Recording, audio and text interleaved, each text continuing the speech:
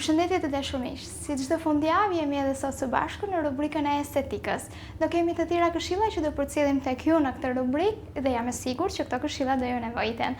Kam pranë vetes estetikën Mariana. Përshëndetje dhe mirë se erdhët në këtë rubrikë tonë. Përshëndetje juve dhe ju falenderoj që më keni ftuar.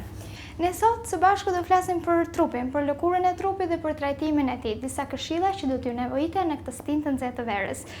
Kam përshtypjen që në këtë stin kaq shumë të nxehtë, lëkura e trupit ka nevojë për një trajtim më ndryshëm, më në detaj besoj. Jam gabim? Absolutisht që jo, keni shumë të drejtë. E kemi parë që të gjithë që vera si vjet ka trokit e bashkëshoqëruar me temperatura shumë të larta. Dhe gjithë secili prej nesh ka dëshirë të shkojë direkt në plazh për të marrë një bronzaturë sa më të shpejt.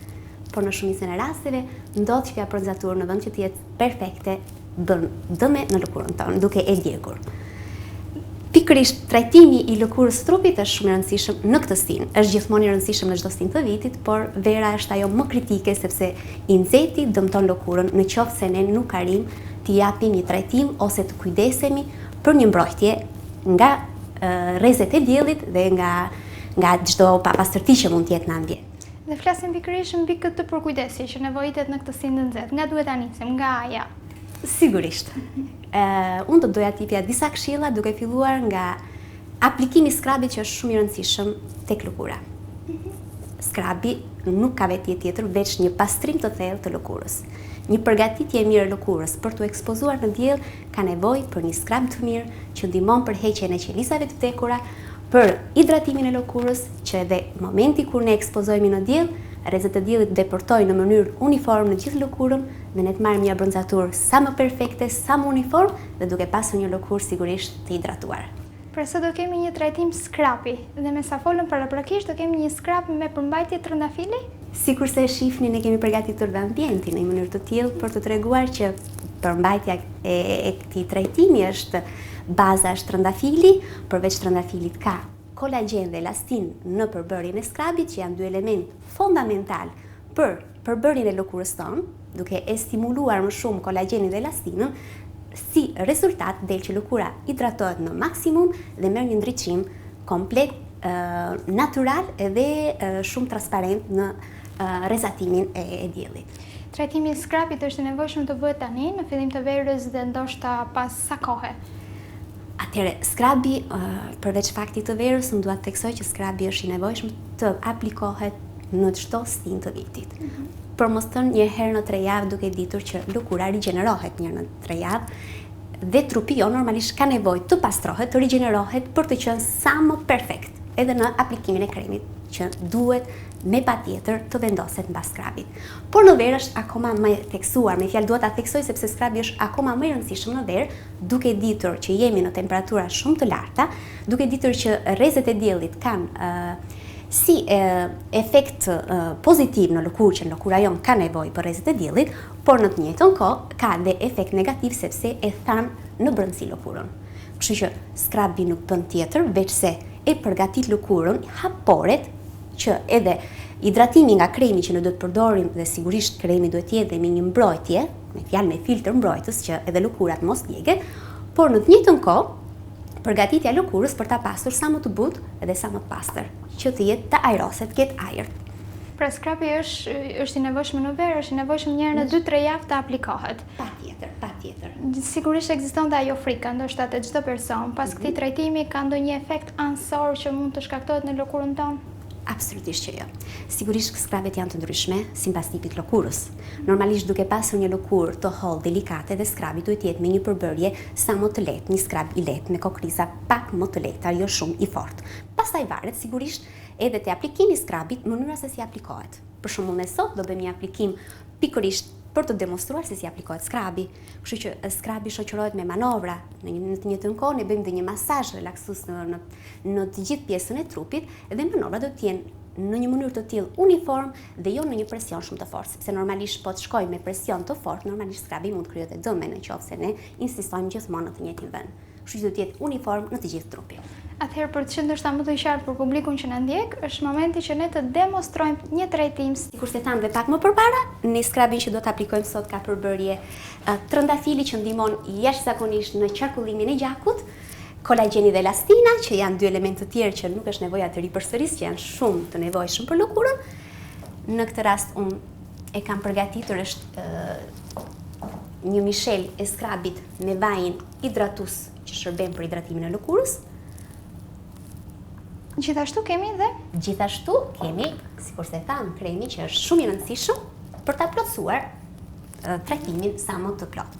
Dhe kremi në këtë rast është një krem me veti hidratuse. E kemi vendosur në çotull pikërisht mbas aplikimit të skrabit, klientja do bëj dush, edhe sigurisht edhe në shtëpi. Normalisht mbas skrabit bëhet dushi dhe pastaj aplikohet kremi në të gjithë trupin me një masazh sa më të ëmbël. Atëherë kalojmë direkt në demonstrim.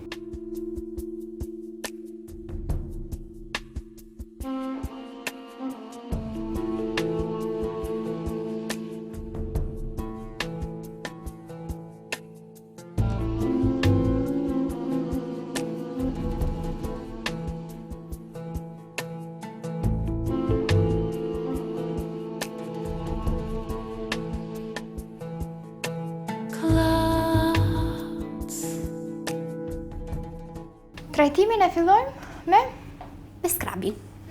Sikur se tham pak përpara. Lëkura është e thatë, ka bërë dush vajza para apo jo? Lëkura është komplet e thatë, sepse dushi bëhet në përfundim pasi mbarohet skrabi. Sikur se tham, skrabi është me bazë trëndafili dhe aplikohet në këtë mënyrë.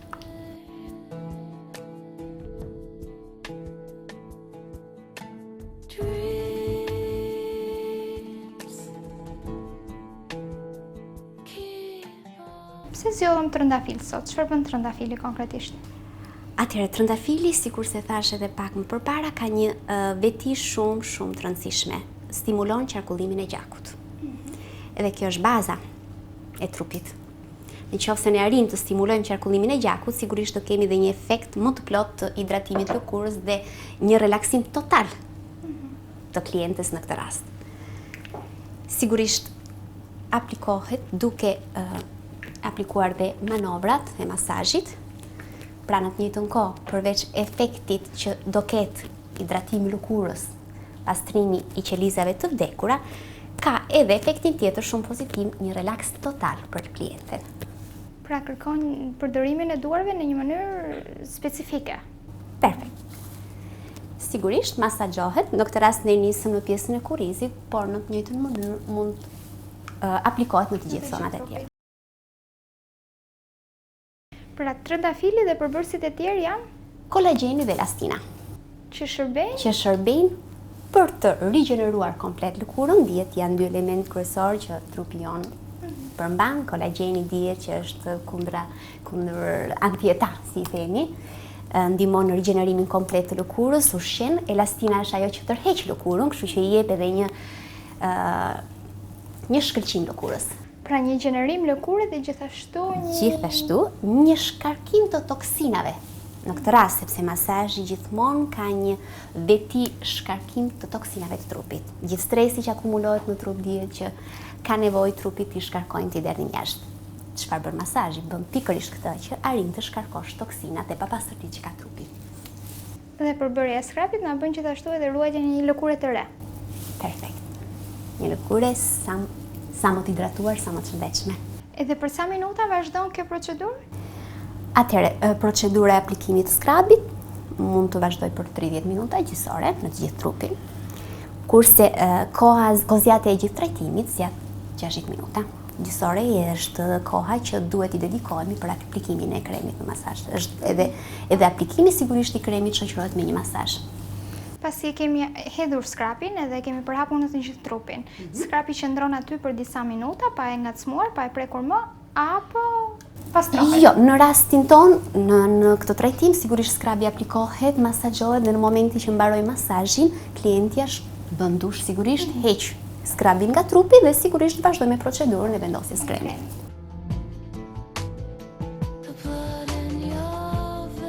Sigurisht masazhi do të jetë një masazh shumë i këndshëm, jo i fort, do të jetë masazh relaksues në këtë rast.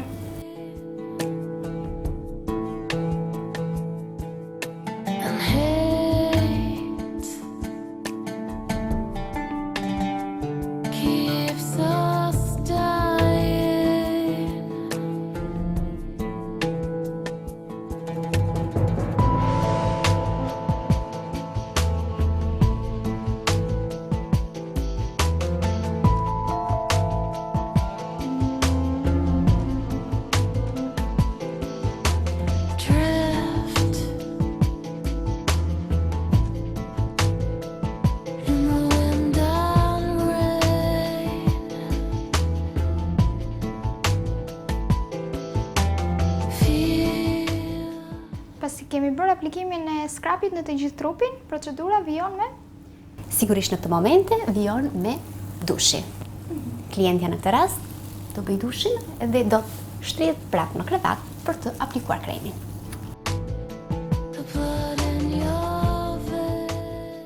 Kalojmë në aplikimin e kremit, i cili shërben për hidratimin e lëkurës. Në këtë rast për të plotësuar komplet trajtimin që ne bërëm. Në fjalë që të kemi trajtim të plot, duhet bëjmë skrabin dhe kremin. Se normalisht lëkura tash është komplet e përgatitur për thithjen e kremit, për asorbimin e kremit. Dhe kremi që do aplikojmë në këtë momente ka në përbërje të tij? Sigurisht kremi në këtë momente ka përbërje menta. Mentja është dihet preskuese, me veti preskuese dhe normalisht në plazh lëkura nxehet nga rrezet e tilla dhe ka nevojë për një krem me pak përbërje sa më të freskët. Kështu që në këtë rast është përveç hidratimit ka dhe freski, jep freski dhe elementi tjetër fundamental është ka një filtr solar. Kështu që është një krem që mbron edhe nga rrezet e diellit, gjithashtu ndihmon edhe në mbajtjen e abronzaturës. Teknika e përhapjes së kremit do jetë njësoj si skrapi? Kremin mund ta aplikojmë në të njëjtën mënyrë si skrapi, duke shoqëruar me manovrat e masazhit relaksues. Në rast që klientja mund ta kërkojë një masazh më të fortë, mund ta përdori masazhin më të fortë, mund ta aplikojmë sepse kremi nuk ka kokriza dhe normalisht nuk jep bezdisje në lëkurë. Kështu që rasti i kremit ose rasti i klientes pyetet klientja nëse dëshiron një masazh të fortë apo një masazh të lehtë. Preferenca është e klientes. Kalojmë direkt në aplikim.